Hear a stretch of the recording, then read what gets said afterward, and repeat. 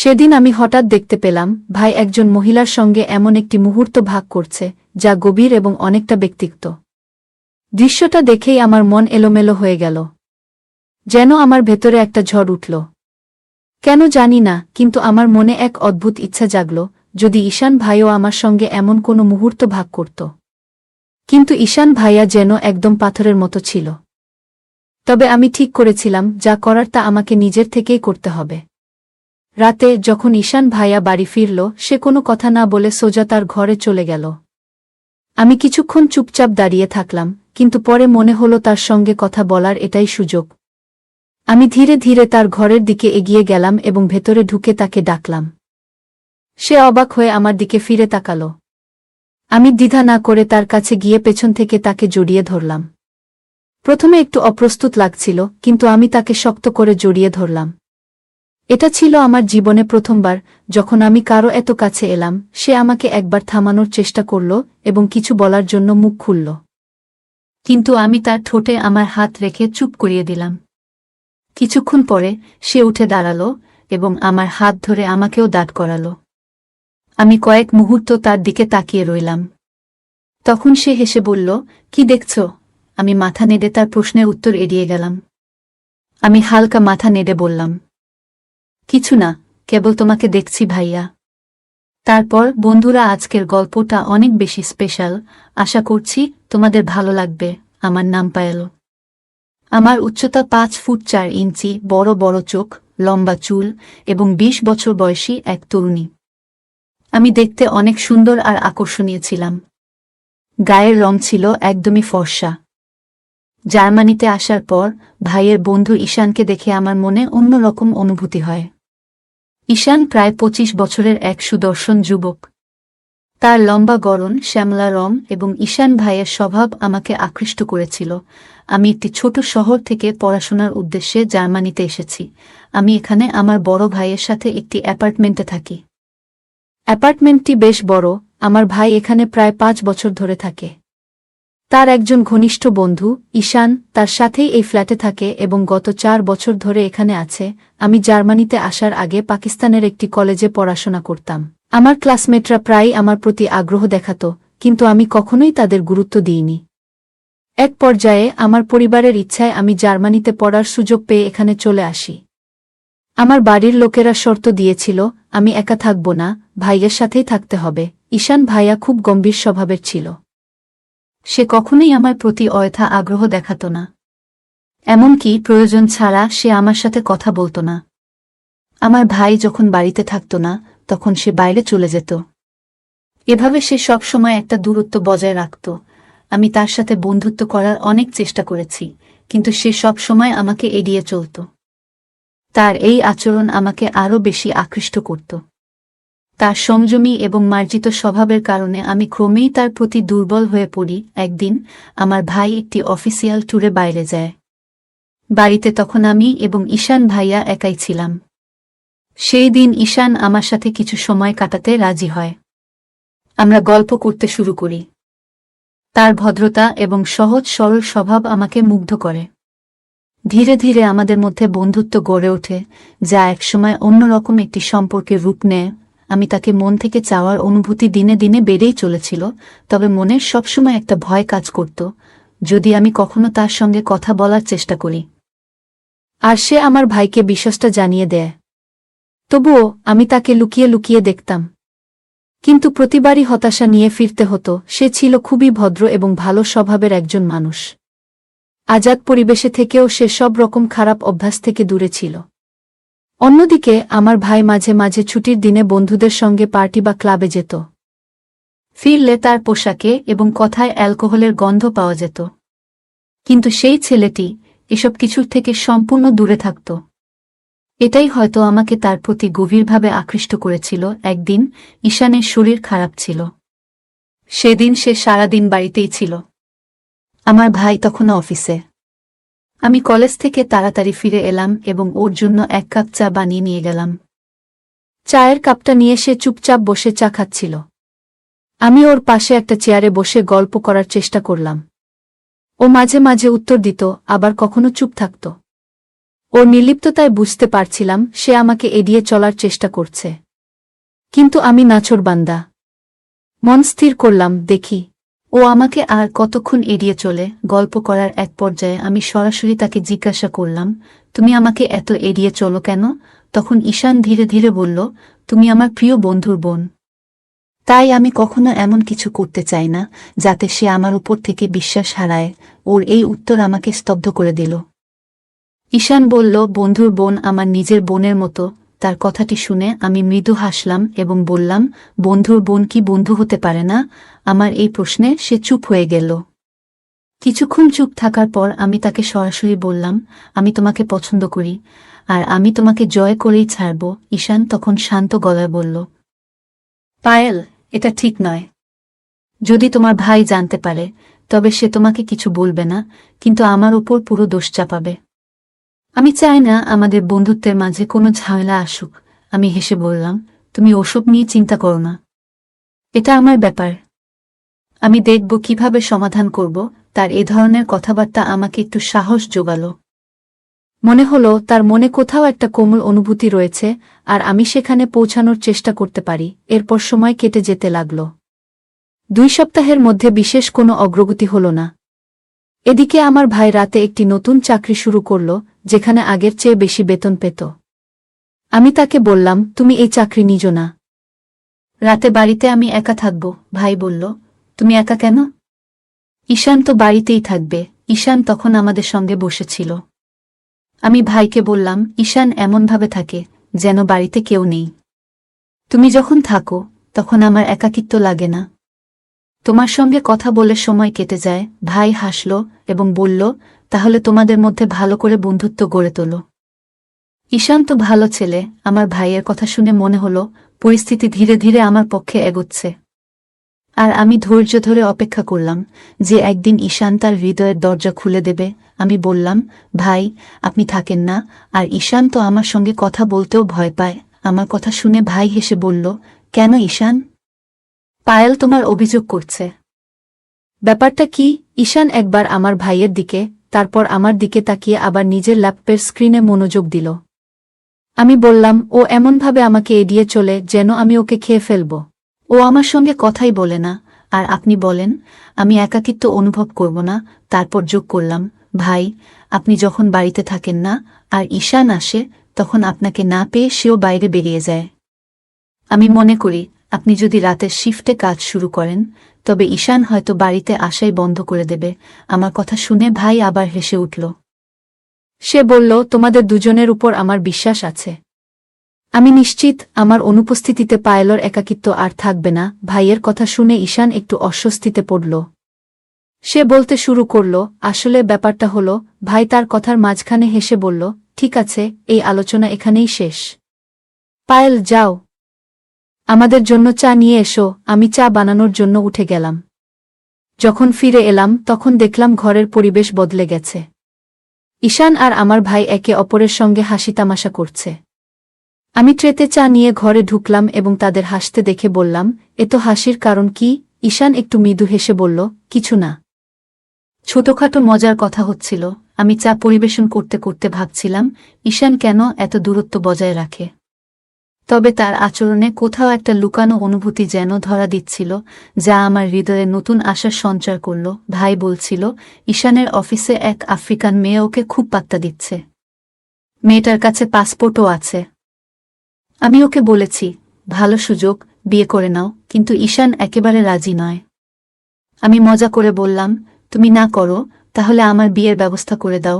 তবু ও মানল না। ভাইয়ের কথা শুনে আমি হেসে বললাম, ঈশানের জন্য নয় ভাই, আপনার জন্য ঠিক আছে। আপনি বিয়ে করে নিন। আমার কথা শুনে সবাই হেসে উঠল। আর আমরা চা খেতে খেতে গল্প করছিলাম। এই সময় আমি খেয়াল করলাম ঈশান মাঝে মাঝে কথা বলতে বলতে চুপি চুপি আমার দিকে তাকিয়ে থাকে। যখন আমার চোখের সঙ্গে তার চোখ মেলে তখন সে সঙ্গে সঙ্গে অন্যদিকে চোখ ফিরিয়ে নেয়। তার এই আচরণ আমার মনকে এক ধরনের আনন্দে ভরিয়ে দিল। মনে হলো তার ভেতরেও কিছু অনুভূতি রয়েছে, যা প্রকাশ করার জন্য সে লজ্জা পাচ্ছে। অবশেষে আমার মনে হচ্ছিল আমি সফলতার পথে। এই প্রথমবার ঈশান আমাকে সরাসরি তাকিয়ে দেখছিল। এর আগে সে যখনই কথা বলতো তার দৃষ্টি সবসময় নিচের দিকে থাকত। ভাই বলল, কাল থেকে তুমি অফিসে যাওয়ার সময় পায়েলকে কলেজে নামিয়ে দিয়ে যেও, আর ফিরতি পথে পায়েল নিজেই লোকাল ট্রান্সপোর্টে আসবে। আমি রাতে ডিউটিতে থাকব। তোমাদের দুজনের কাছ থেকে কোনো অভিযোগ যেন না আসে। আর পায়েল, তুমি ঈশানকে বেশি জ্বালিও না, না হলে কিন্তু তোমার খবর আছে। পরের দিন সকালে নাশতার পর ঈশান যখন অফিসে যাচ্ছিল, আমি তাড়াতাড়ি তার গাড়ির সামনের দরজা খুলে বসে পড়লাম।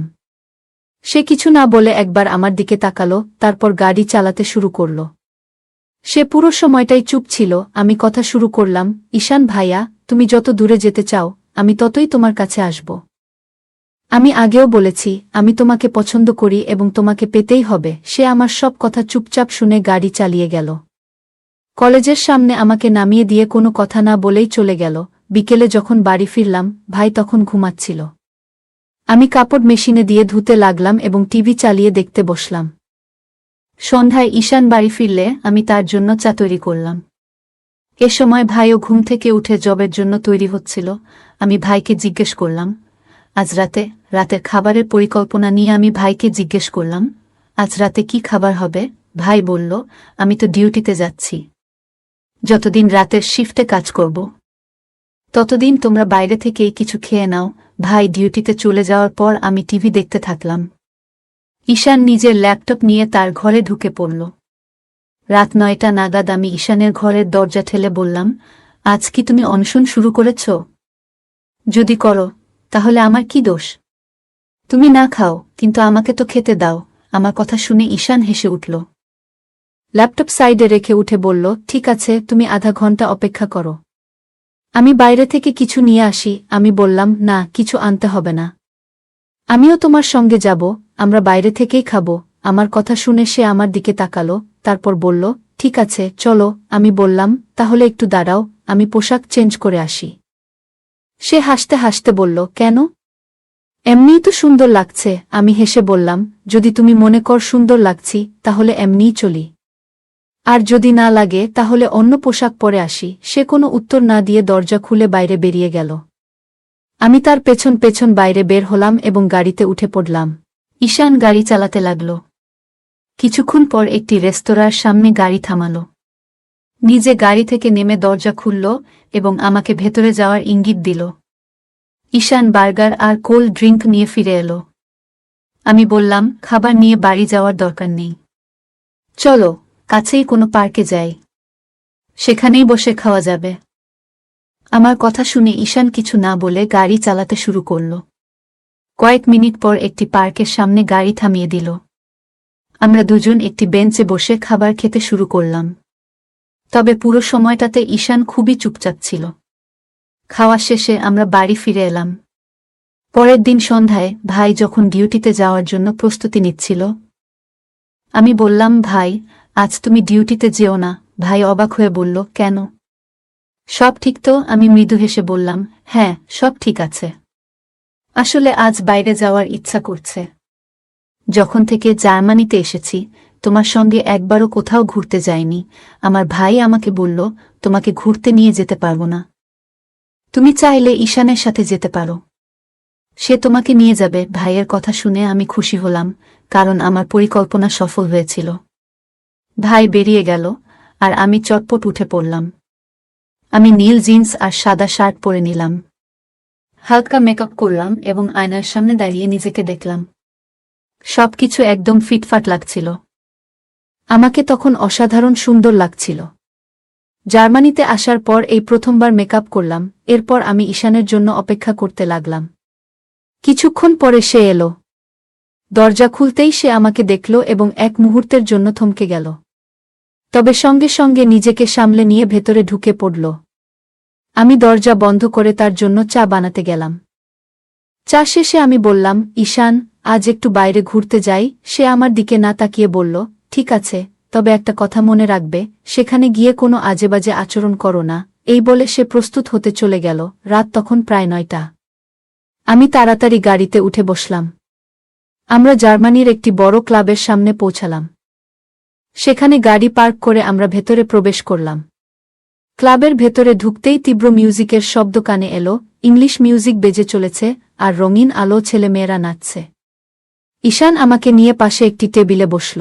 আমি ছেলেমেয়েদের নাচ দেখতে লাগলাম এবং মনে মনে ভাবলাম, আমিও যদি ঈশানের সাথে নাচতে পারতাম। কিছুক্ষণ চুপচাপ বসে থাকার পর আমি ঈশানকে বললাম, এখানে বসেই থাকব, না কিছু খাওয়া দাওয়ার ব্যবস্থা করব? সে বলল, তুমি বসো, আমি কিছু নিয়ে আসছি। আমি মনে মনে ভাবছিলাম, অন্যদের মতো আমিও নাচতে চাই, কিন্তু ঈশানের উপস্থিতির কারণে কিছু বলতে পারছিলাম না। অবশেষে সাহস করে বললাম, ঈশান, চলো না, আমরা দুজন একটু নাচ করি। সে কড়া গলায় বলল, না, তুমি সীমা ছাড়িয়ে যাচ্ছ, আমি এই কারণেই তোমাকে আনতে চাইনি। আমি বললাম, এখন তো এসে গেছি, একটু নাচ করলেই হয়। সে বলল, না, আমি পারব না। আমি জবাব দিলাম, তাহলে ঠিক আছে, আমি একাই নাচতে চলে যাই। ঈশান বলল, যাও। আমি উঠে পড়লাম এবং অন্য ছেলেমেয়েদের সাথে নাচতে শুরু করলাম। মনে হচ্ছিল যেন এক অন্যরকম প্রশান্তি পাচ্ছি। নাচ চলাকালীন হঠাৎ একটি ছেলে আমার কাছে এসে আমাকে তার সাথে নাচার আমন্ত্রণ জানাল। আমি সেই প্রস্তাব গ্রহণ করলাম এবং তার সাথে নাচতে লাগলাম। কিন্তু নাচের মাঝেই ছেলেটি আচমকা আমাকে স্পর্শ করার চেষ্টা করতে লাগল। এক দুবার আমি তার হাত সরিয়ে দিলাম, কিন্তু সে থামল না। তখন আমি নাচ ছেড়ে চলে আসার সিদ্ধান্ত নিলাম। যখন ফিরে আসছিলাম, ছেলেটি আমার হাত ধরে ফেলল। আমি নিজেকে ছাড়ানোর চেষ্টা করলাম, কিন্তু ব্যর্থ হলাম। হতাশ হয়ে আমি ঈশানের দিকে তাকালাম। ঈশান আমাকে এই অবস্থায় দেখে উঠে এলো, ছেলেটিকে সরে যেতে বলল এবং আমাকে ধরে টেবিলের কাছে নিয়ে গেল। টেবিলে বসতেই ঈশান আমার উপর বিরক্তি প্রকাশ করল, কিন্তু আমি কিছু বললাম না। ঈশান আমাকে ধরে গাড়ির কাছে নিয়ে এলো, গাড়িতে বসাল এবং দ্রুত গাড়ি চালানো শুরু করল। পরের দিন সকালে প্রায় 9টা নাগাদ আমি ঘুম থেকে উঠলাম। ড্রয়িং রুমে গিয়ে দেখলাম ভাই এবং ঈশান একসাথে বসে গল্প করছে। আমি মনে মনে ভাবলাম, নিশ্চয়ই ঈশান সব কিছু ভাইকে জানিয়ে দিয়েছে, আর এখন হয়তো ভাই আমার টিকিট কেটে আমাকে ফিরে যেতে বলবেন। আমি নিজের চিন্তাগুলো সামলে বাইরে এলাম এবং বললাম, শুভ সকাল ভাই এবং ঈশান। ভাই আমাকে দেখে মজা করে বলল, শুভ সকাল রাজকুমারী, আমরা তো সকালের চায়ের জন্য অপেক্ষা করছি। আমি কিছুটা বিব্রত হয়ে বললাম, আসছি চা বানিয়ে, এবং রান্নাঘরে চলে গেলাম। চা বানিয়ে নিয়ে এসে তাদের সাথে বসে পড়লাম। আমার মনে হচ্ছিল ভাই যে কোনো সময় আমাকে বকাঝকা করা শুরু করবে, কিন্তু তেমন কিছুই ঘটল না। চা খেয়ে ভাই নিজের রুমে গিয়ে শুতে গেল। আমি চুপচাপ ঈশানের দিকে তাকালাম। ঈশান আমার দিকে তাকিয়ে মৃদু হেসে দিল। তার সেই হাসি দেখে আমার মন কিছুটা শান্ত হল। কিন্তু আমি জানতাম রাতের ঘটনাটি সহজে ভুলে যাওয়া সম্ভব নয়। আমি চোখ নিচু করেছিলাম। কিছুক্ষণ পরে সাহস করে আবার তার দিকে তাকালাম এবং বললাম, সরি। সে অবাক হয়ে জিজ্ঞাসা করল, কিসের জন্য সরি? আমি বললাম, রাতে আপনাকে অনেক বিরক্ত করেছিলাম, তাই। সে হেসে বলল, না, তাতে তোমার কোনো দোষ নেই। আমি চুপ করে গেলাম, কিন্তু কিছুক্ষণ পরে আবার বললাম, আপনি কি রাতের ঘটনা ভাইকে বলেছেন? সে বলল, না, বলিনি। আর শোনো, তুমি সত্যিই খুব সুন্দর। তার এই কথা শুনে আমি লজ্জায় পড়ে গেলাম, কিন্তু মন থেকে আনন্দিত হলাম। এবার আমি বুঝলাম আমার অনুভূতিগুলো আস্তে আস্তে তার প্রতি গভীর হয়ে যাচ্ছে। ঈশান আমার জীবনে প্রথম ব্যক্তি ছিল যার কাছ থেকে আমি নিজের প্রশংসা শুনলাম। আমি তারপর উঠে আমার রুমে চলে গেলাম এবং বিছানায় শুয়ে পড়লাম। সবকিছুই তখন ভালো লাগছিল। বালিশটা জড়িয়ে ধরে মনে হচ্ছিল যেন পৃথিবীটা অনেক সুন্দর। সেদিন থেকে আমাদের বন্ধুত্বের শুরু হলো। প্রতিদিন আমরা কোথাও না কোথাও ঘুরতে যেতাম। তবে ঈশান কখনো আমাকে এমনভাবে স্পর্শ করেনি যা আমাকে অস্বস্তিতে ফেলতে পারে। দিনগুলো এভাবেই কেটে যাচ্ছিল। একদিন আমি অসুস্থ বোধ করছিলাম, তাই কলেজে যেতে পারিনি। ঈশান তার কাজের জন্য বেরিয়ে গেল, আর আমি আমার রুমে শুয়ে থাকলাম। ভাই তখন তার ঘরে ঘুমাচ্ছিলেন। রাত 9টার দিকে হঠাৎ দরজা খোলার শব্দ পেলাম। ভাবলাম হয়তো ভাই কোনো কাজে উঠে এসেছেন। কিছুক্ষণ পরে ড্রয়িং রুম থেকে কথাবার্তার আওয়াজ আসতে লাগল। ভেতরে ভাই এবং এক অচেনা মেয়ের কথা শুনতে পেলাম। দুজন ইংরেজিতে কথা বলছিলেন। আমি কৌতূহল নিয়ে দরজা সামান্য খুলে দেখলাম। ভাই এক শ্বেতাঙ্গ মেয়ের সঙ্গে কথা বলছিলেন। একটু পরে তারা একে অপরকে জড়িয়ে ধরলেন। আমি তাড়াতাড়ি দরজা বন্ধ করে বিছানায় শুয়ে পড়লাম। মেয়েটি প্রায় 1 ঘন্টা আমাদের বাড়িতে ছিল, তারপর চলে গেল। ভাই তার ঘরে গিয়ে ঘুমিয়ে পড়লেন। সন্ধ্যায় ভাই যখন ঘুম থেকে উঠলেন তখন আমি এমনভাবে আচরণ করলাম যেন কিছুই দেখিনি। খাওয়া দাওয়া শেষে ভাই আবার বেরিয়ে গেলেন।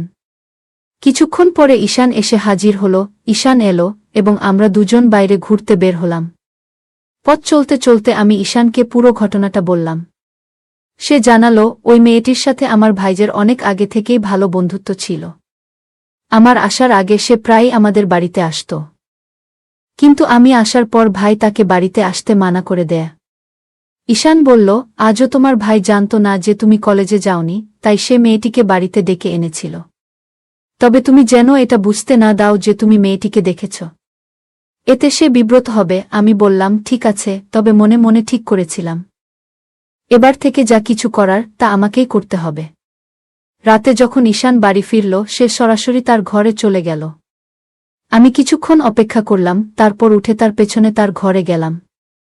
পিছন থেকে গিয়ে আমি তাকে শক্ত করে জড়িয়ে ধরলাম।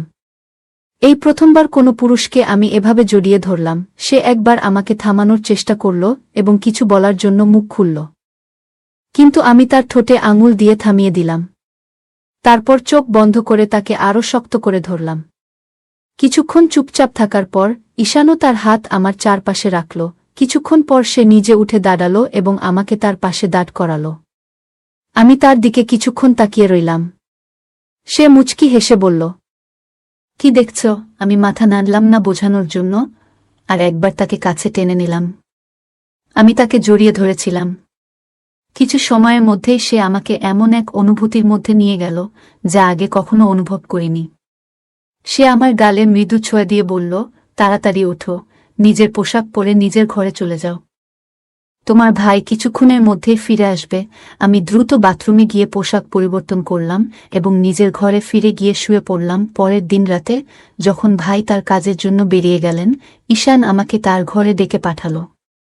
কিন্তু সেদিন আমি তাকে জানালাম, আজ একটু বিশ্রাম নিতে চাই। শরীর খুব ক্লান্ত। ঈশান বুঝতে পারল এবং আর কিছু বলল না। কয়েকদিন পর আমরা আবার একসঙ্গে সময় কাটালাম, তবে এবার আমাদের গল্পগুলো বেশি গভীর হয়ে উঠল। আমাদের প্রতিদিন দেখা হওয়ার ফলে একে অপরের প্রতি আরও আন্তরিক হয়ে পড়লাম। প্রায় 2 মাস পর ভাই আমাদের সম্পর্ক নিয়ে সন্দেহ করতে শুরু করলেন। একদিন ভাই আমাকে ডেকে জিজ্ঞাসা করলেন, তোমাদের মধ্যে কি কিছু চলছে? আমি তাকে বোঝানোর চেষ্টা করলাম যে এমন কিছু নেই। ভাই তারপর ঈশানের সঙ্গে কথা বললেন এবং ঈশানও একই কথা বলল। তবে কিছুদিন পর ভাই ঈশানকে জানিয়ে দিলেন যে তাকে অন্য কোথাও থাকার ব্যবস্থা করতে হবে। ঈশান এরপর বাড়ি ছেড়ে অন্য জায়গা চলে গেল। ভাই তার রাতের ডিউটি পরিবর্তন করে দিনের ডিউটিতে চলে গেলেন। এখন আমি ঈশানের সাথে মাঝে মাঝে দিনে দেখা করি, তবে সেগুলো খুব সীমিত সময়ের জন্য। এরপর আমাদের সেই ঘনিষ্ঠ মুহূর্ত আর একবারই ঘটেছিল। ভাইয়ের সন্দেহ আমাদের সম্পর্কের উপর এক ধরনের প্রভাব ফেলেছিল, কিন্তু আমাদের অনুভূতিগুলো এখনও অটুট রয়ে গেছে। আমার আর ঈশানের সম্পর্ক যেন এক অদৃশ্য দেয়ালের সামনে এসে থেমে গিয়েছিল। আমরা যতবারই প্রমাণ করার চেষ্টা করেছি যে আমাদের মধ্যে কোনো সমস্যা নেই, তবু ভাইয়ের মনে সেই বিশ্বাসটা তৈরি হয়নি। যখন ঈশান বাড়ি ছেড়ে চলে গেল, আমার ভেতরে এক গভীর শূন্যতা তৈরি হল। মনে প্রশ্ন জাগল, আমাদের সম্পর্ক কি এতটাই দুর্বল ছিল যে পরিস্থিতির সামনে ভেঙে পড়ল? নাকি এটা শুধুই এক খারাপ সময়ের ফল? ভাই এখন দিনের শিফটে কাজ শুরু করেছেন আর বাড়ির পরিবেশও বদলে গেছে। বাইরে থেকে স্বাভাবিক থাকার চেষ্টা করলেও ভেতরে ভেতরে আমি ভেঙে পড়ছিলাম। দিনে মাঝে মাঝে ঈশানের সঙ্গে দেখা হলেও প্রতিটি সাক্ষাতে এক ধরনের দূরত্ব আর অস্বস্তি কাজ করত। সেই আগের আনন্দ আর ছিল না। ঈশানের সঙ্গে কাটানো মুহূর্তগুলো এখন আমার কাছে এক গুপ্তধনের মতো, যা আমি মনে লুকিয়ে রাখি। তবে আমি জানতাম এভাবে চলতে পারে না। আমি এমন এক জায়গায় এসে দাঁড়িয়েছিলাম যেখানে আমাকে সিদ্ধান্ত নিতে হবে, এই সম্পর্ককে এগিয়ে নিয়ে যাব নাকি সময়ের সঙ্গে বিদায় জানাব। ঈশানের চলে যাওয়ার পর আমার জীবনে এক অভাবনীয় শূন্যতা নেমে এলো। সেই কথাগুলো, সেই মুহূর্তগুলো, সেই নৈকট্য যা আমরা একসঙ্গে ভাগ করে নিয়েছিলাম, সবকিছুই এখন স্মৃতির পাতা হয়ে রইল। আমি নিজেকে বোঝাতে চেষ্টা করতাম যে এসবই হয়তো জীবনের একটা অধ্যায়, সবকিছু ঠিক হয়ে যাবে। আমি নিজেকে প্রতিবার এই কথা বোঝানোর চেষ্টা করতাম, কিন্তু আমার হৃদয়ের গভীর থেকে এক কণ্ঠ বারবার আমাকে দুর্বল করে তুলত। দিনের বেলা যখনই ঈশানের সঙ্গে দেখা হতো, তখন মনে হতো সময় যেন থেমে গেছে। তার চোখের সেই পরিচিত মায়াবী দৃষ্টি এখনও একই রকম ছিল, কিন্তু আমরাও পরিস্থিতির শিকলে বাধা ছিলাম। একদিন দেখা করার সময় ঈশান বলল, তুমি জানো, প্রতিদিন তোমার ছাড়া বাঁচার কোনো না কোনো কারণ খুঁজে বের করি, কিন্তু প্রতিবার সেই কারণ আবার আমাকে তোমার কাছেই নিয়ে আসে। তার কথা শুনে আমি একদম চুপ হয়ে গেলাম। আমার চোখে জল এসে গিয়েছিল, কিন্তু নিজেকে শক্ত করে রেখেছিলাম।